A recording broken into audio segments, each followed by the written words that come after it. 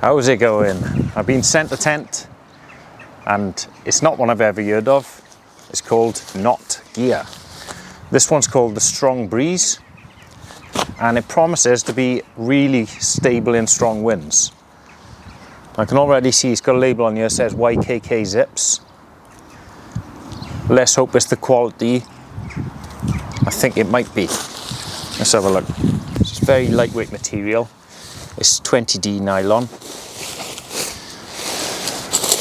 And I'm already liking what I'm seeing here. Look at that label, that looks well cool. Let's have a look at the peg quality. Okay, so they're just standard sort of candy cane shape. Not too bad. Paracord is nice and thin and strong. Pole quality again looks fairly good. Aluminium. Let's get this pitched and see what we've got. So it's going to be inner first.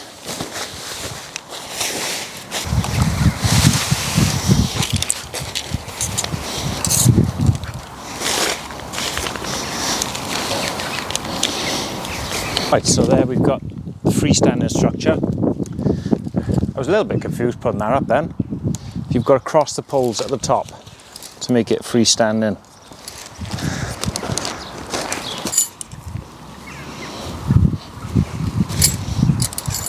Okay, so I'm going to get the outer up now. This thing weighs absolutely nothing. One thing I have noticed though, seems to be a growing trend at the moment. No seam sealer on there. I don't know why they're all doing that at the moment. So if you want to get this fully waterproof, you'll need to buy siliconized, I think it's called Silnet Sil. It's a special type for silicone tents.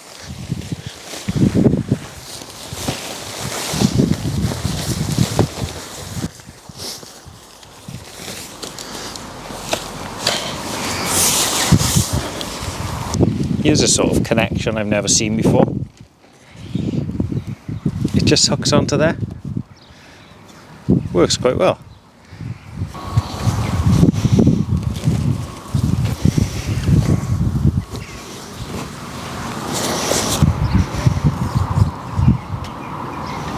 I've got to be honest, I'm really impressed with the quality so far.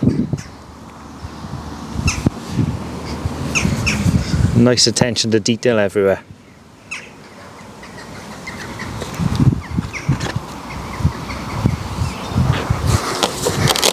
So I can ventilate this from the top.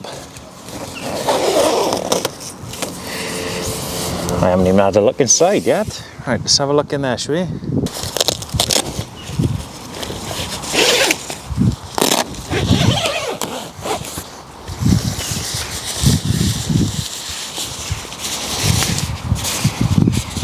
Tons of room in here.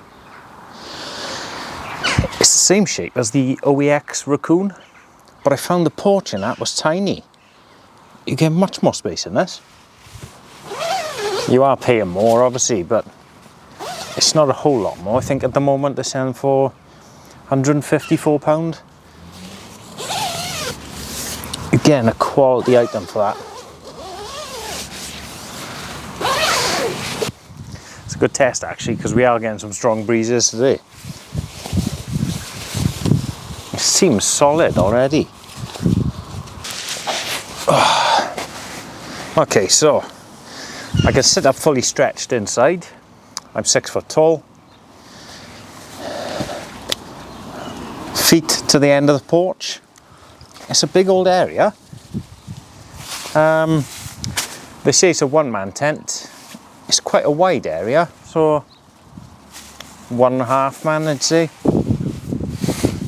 If you got, just split someone down this way and they'll fit. So you got a nice sort of mustard colour on the floor. The doors have got the option to be opened, just open the nylon, so then you've got mesh, or you can obviously open that as well. And as you can see, there's another huge porch over that side. So if If I put my shoes there, so you can see the size of it, masses of room. I like the way you can open the vents at the top, vent it that way, and the rain, this little flap, it's not above the inner, so if you did come in, it's just going to be coming on the grass there, which is nice. Oh, sun's come out now, it's boiling in here. Seriously impressed. There's a lot of toggles on the ceiling, so you could hang stuff up. What I'd probably do is put a couple of strings in between.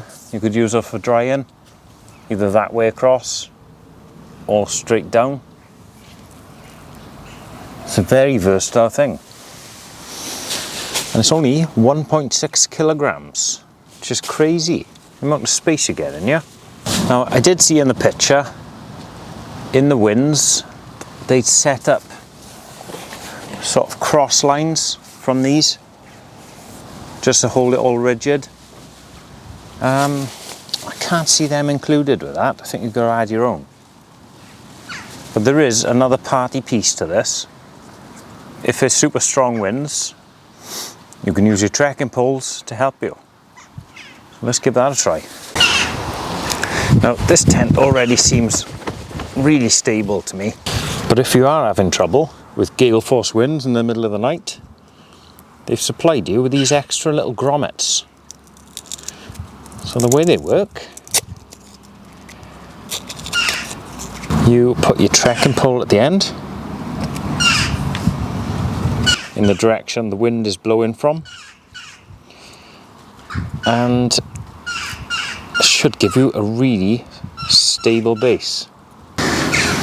Right, so I've set the trekking poles up there now. So if we had some gales going on, I know that they'd be solid, you know, they'd hold the tent there. Would I be using these all the time? Probably not, but for the sake of a couple of grams, putting them in your tent, you know, in case of an emergency, if a gales or storms start kicking in, you would then be safe. Could just stick them there and you'd ride out the night. This could go very wrong, yeah?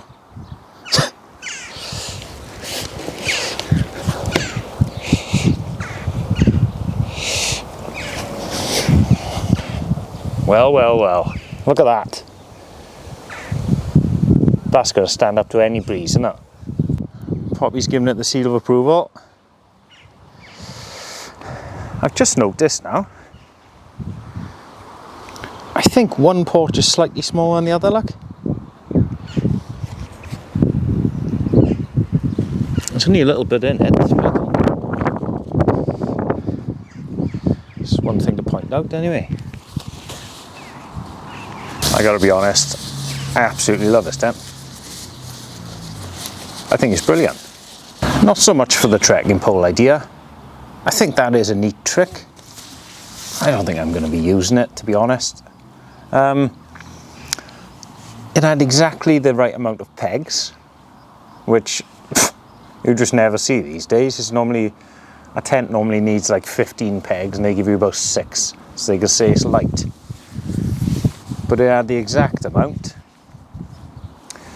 Obviously I don't like the fact it's not seam sealed, but I can do that. Might make a messy job of it, but I can do it. It's just a huge amount of space. For the price, £154, I think it's a bargain. This tent was gifted to me by Collins Outdoors for the purpose of a review, and that is the place that you can buy one if you want to get your hands on one of these. I'll put the link below for you if you want to go and check that out yourself.